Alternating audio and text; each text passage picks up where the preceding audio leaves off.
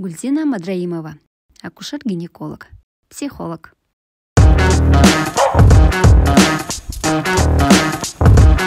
Деге эле жыныстык катнаш эмне үчүн керек билсеңчи? Биринчи бала жасаш үчүн керек. Эмне үчүн керек? Бала жасаш үчүн керек да.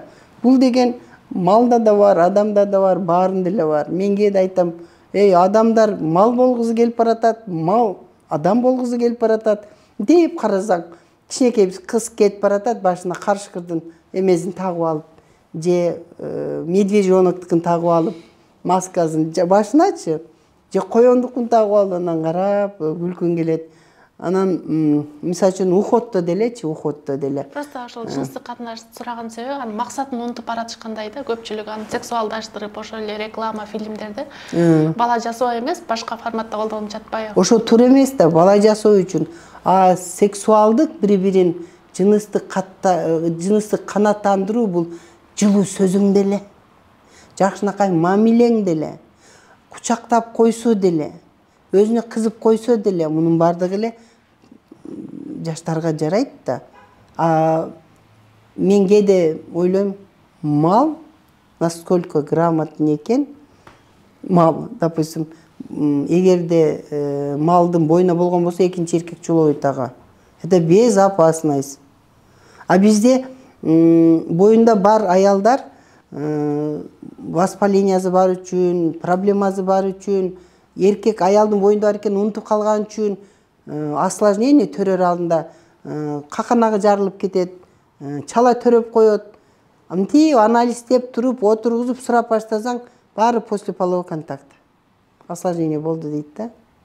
Эмне үчүн? Илгери аялдар төрөгөндө каканагы жарылбай бүтүн төрөлгөн адамдарчы.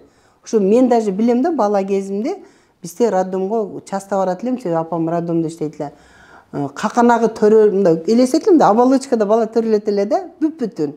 Анан алардын атын Фарида коет эле, пардазы менен төрөлдү деп. Абсолютно стерильный төрөлгөн. Каканагы жарылбай.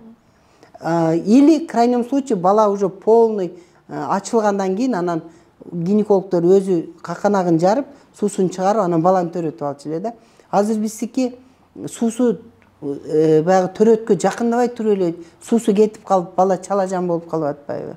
Эмне үчүн? Ошол слабый болуп бараткан үчүн. Демек, сиз жалаң стереотиптер сурады окшойт, билсеңчи, жыныстык катнашка барбаган аял ооруп калат деген нерсе, бул да миф деп койсок болобу? Ажырашкан аялдар. Миф, это миф. Себеби дегенде көп сурайт мунучу, кээ бир айтат, мына мен ажырашып кеткениме 3 жыл болду, 3 жылдан бери эч ким менен жүрбөйм, анан мени рак болуп каласың, орчан болуп каласың деп айтат, анан кокуй дейм. Сен часто половой партнерду алмаштырсаң, ошондо рак болот. Ар биринен бирден инфекция жукса, ал миф эле, жөн эле дейм. Сен башка кыла турган ишиң жокпу дейм. Балдарыңды чоңойт, жакшынакай ишиңди кыл, оку. Өзүн өнүктүр, өзүн алаксытыш керек. Любой жерде өзүн алактырыш керек. Баягы эме дагы азыр бизде мода болуп кетти, токсикоз. Боюна бүт электе эле, мынча эле 10 күн задержкада уже курсакты кармап, өлө деп кускулашып келишет. Аны мен айтам, токсикоз бул кыргызча талгак деп которулат. Талгак деген бул тигини жейм, муну жейм, ар кайсысын жейм дечи эле илгери. Азыркысында жебейм. Көп өтүп калышты. Тандоонун көптүгүнөн окшойт. Силер жебесеңер көрү, ичиңердеги балам мени жейт деп, мени жеп чоңоет. Өзүңдү алаксып. Эмнеге соседникине барып жосоң, апаңкына барып чайсың, куспайсың? Үйдө күйөөң менен отурган эле кускуң келип кетет. Ошон үчүн иши кылса азыр кээде мындай өзгөрүү жүрүп атат да, өзгөрүү. Абдан жакшы. Кеч төрөт боюнча да сурап кетпесек болбойт сизден. Бунун эмне терс жактарына, жакшы жактарына деп. Төрөт мына азыркы убакта мисалы үчүн окуган, билим алган кыздар кеч турмушка чыгып атпай 30тан кийин. Өзү төрөт абдан максимально деп 20 жаштан 30 жашка чейин дейм да. 30тан кийинки төрөгөндө баягы биринчиден мындай минустары эмне? Плюстары деле көп, минустары бар да. Минустары баягы азыр ранний климакс деген бар. 35те уже климакс боло башташты. Но биздин питание, образ жашообуз, абанын таза мези, витаминдер, ошолордун баардыгы денеге зыян кылып, жумурткалар бат эле жумурткасы аз аялдар болуп атат да. Нормада ар бир аялда 400төн жумуртка бар деп коет да. Жана мыногу климаттын эртең менен карасаң 18 градус, кечинде минуска түшүп кетет. Ушундай погодалардын өзгөрүүлөрү биздин денебизге эме кылып калышы мүмкүн. А баягы жаш кезде 20дан 30га чейин самый максимальный кезде ошолорду тоготпойсуң да. Ошолор азыраак болот. 30тан кийин уже ошодон коркосуң, жумуртка может азайып калат, төрөгөнгө мүмкүнчүлүк азыраак болуп калат деп. Себеби мына азыр көрсөңөр мына эко деген мода болуп калды. Өздөрү төрөй албай атышат. Кесарево көп болуп атат. Себеби дегенде физиологически ачыла албастан бала тумчукпасын деп. Көп болсо 2-ни төрөп атат, 5-ти төрөп атат. Баягыдай биздин ата-энебизге ошо 15-20 төрөгөн эч ким жок. Ошон үчүн ошо оптимальный 20-30га чейин төрөп алгандар жакшы болот да.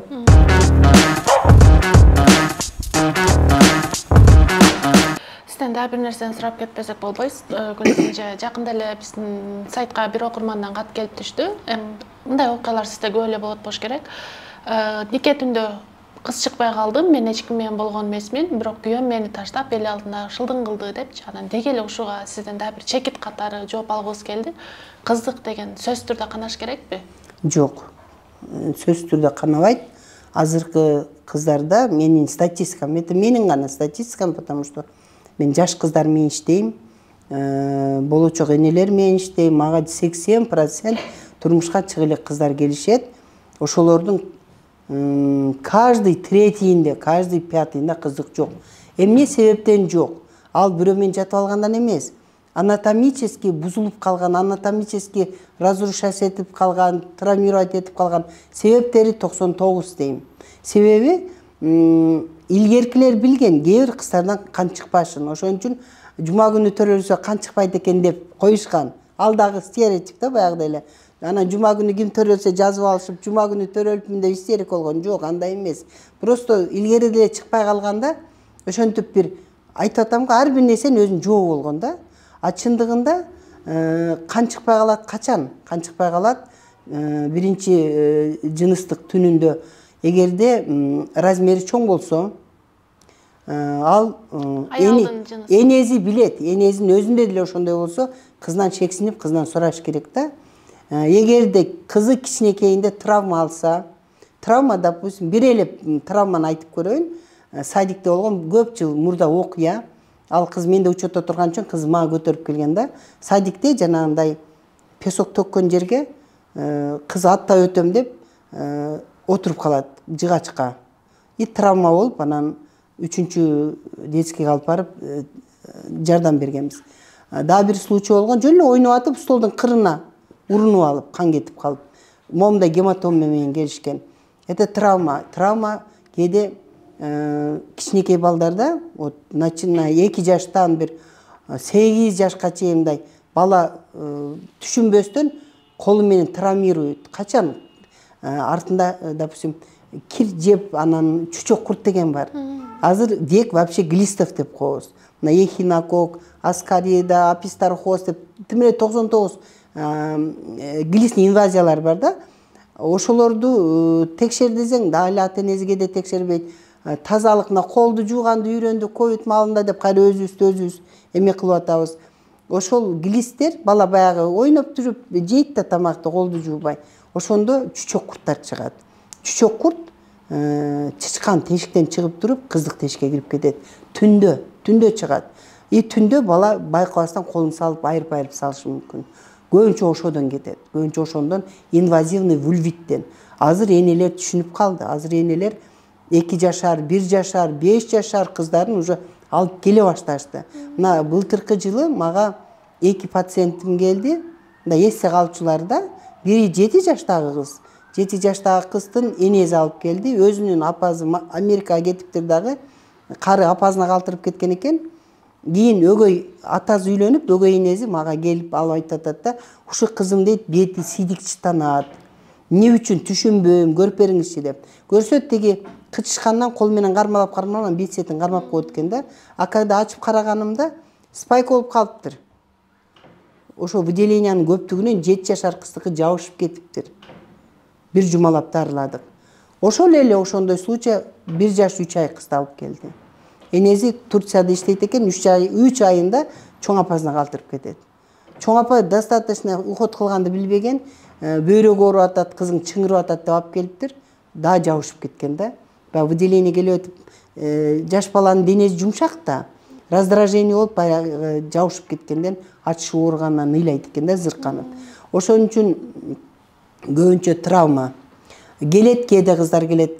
Мен корком, жакында турмушка чыгам, эзимде лагерге бардым эле, анан бир шатыдан жыгылып кетип, 10 күн канаган, анан кийисти баскан, бирдеме кылып, анан токтогон.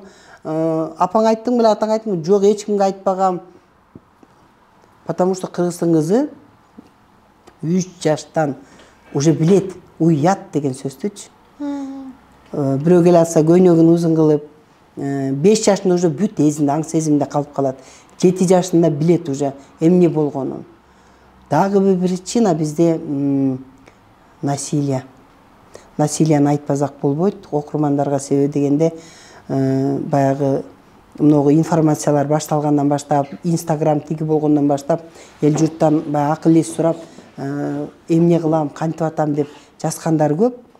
5 жашында, 7 жашында эркек тараптан, үйүндө жүргөн баягы бойдук балдар тараптан, туугандары тараптан, жезде агалары тараптан, жээн, жезден бөтөн кишилери тараптан ошо 7-8 жаш кездеринде кыздарды кармалап, насилие кылган моменттер болот. Бирок ал кыз ал маалда түшүнбөйт да, анын баркын билбейт. Ошон үчүн мен айтам да, кыздар вообще балдарга жыныстык тарбияланууну биз бешиктен беришибиз керек десем, кантип жыныстык тарбия бересиң, ушу 5 жашар балага деп мага бирөө суроо берип атат. Мен айтып атам, жыныстык тарбия дегенде эле силер жынысты ойлогондо эле сексти ойлойсуңарбы? Бул секс эмес. Бул деген жыныстык органың бар. Мисалы үчүн пищеварительный органың бар, оозуң бар, тишиң бар. Тишиңди жуубасаң курт басат, ашказаның ооруп калат деп үйрөтүп атпайбыз. Ошондой эле бул колуң, бул бутуң, бул жыныс органың деп 5 жаштагы кызга үйрөтүп, 3 эле шакты үйрөтүш керек. 3 шак. Биринчиси, бул сенин жыныстык жериң, эч ким тийбеш керек. Эч ким тийбеш керек. Эгерде чужой бирөө тийчү болсо, ашчы болсо, кач. И мага айт. Мына 3 эле шак. Тийбеш керек, кач, айт мага. Энеге айтыш керек. А бизде энелерин эч нерсе айтышпайт. Коркот, апам айтсам өлтүрөт, атам айтсам өлтүрөт. А себеби дегенде биздин ата-энелер жыныстык жактан өздөрүнүн билими жок. Супер там профессор, бирок жыныстык жакка келгенде Кыргызстанда тема жабык да. Закрытый тема. Закрытый болгону менен заман требует этип атат аны. Ошон үчүн балдар менен садиктен, мектептен, эми өзүнүн жашына карата, мисалы үчүн 10 жашар балага секс жөнүндө айтсаң түшүнбөйт. 7 жашар бала түшүнбөйт. Анын өзүнүн жашына жараша менструация эмне деген, жыныс белгилери кантип пайда болот, ошолорду жашына жараша акырынан үйрөтүп башташыбыз керек дагы. 18ден баштап, уже 16дан баштап үй бүлөнү пландаштыруу темасын жакшы үйрөтүш керек. Үй бүлөнү пландаштыруу деген бул экөө биригип алып эле анан баланы түйүп алыш керек эмес. Бул деген кыргыздын сөзү сонун го. Катын албай туруп отун ал дейт го. Отун алсаң, ал деген обеспечить эте аласың деген сөз экен да. Энесин көрүп кызын ал деген да сонун экен. Себеби эненин тарбиясы кандай ушундай болот экен да. Энеси күйөөсү менен ажырашып, атасынын авторитети жок болсо, ошол кыз дагы эркекти тоготпой калышат экен. Ошон үчүн биздин стереотиптерди кээде мен жакшы дейм да. Жакшы жактары да бар да. Түшүндүрүп кетсең. Акыркы суроолордун бири биздин жай убактыбыз да болуп калды окшойт. Аял жыныстык катнашты каалашы керекпи? Бизде көбүнчө мажбурлоо менен же күйөөсүн ачык айта албаганы менен баргандар бар эмеспи? Анан өз каалоосу менен жыныстык катнашка барган аялдар да ооруп калат дешет эмеспи? Кандай өз каалоосу менен? Мисалы, каалабаса деле күйөөсү мажбурлап койгон. Сөзсүз түрдө аялдын каалоосу эске алыныш керекпи? өзү каалабаса бул сүйрөгө мейли барбайт да, насилие менен барбайт. Себеби дегенде сен муну тамакты жегиң келбей турса, сени зордоп туруп азыр биз балдар муну жебейм десе болбосун оозуна тыгып атабыз го. Ушул подсознаниясында калып кийин аябай кыйналат экен да. Жыныстык деле ошондой. Каалабаса аял киши эркек чулугунга кызы жок. Өзүм мен каалап атам деп аял киши да айта албаганы жаман да. Бирок физиологически аял киши бир айда жанагы менструальный цикл бар да, менструальный циклда овуляция болот. Овуляция болгондо физиологически көрбөйсүң, аял өзү каалайт.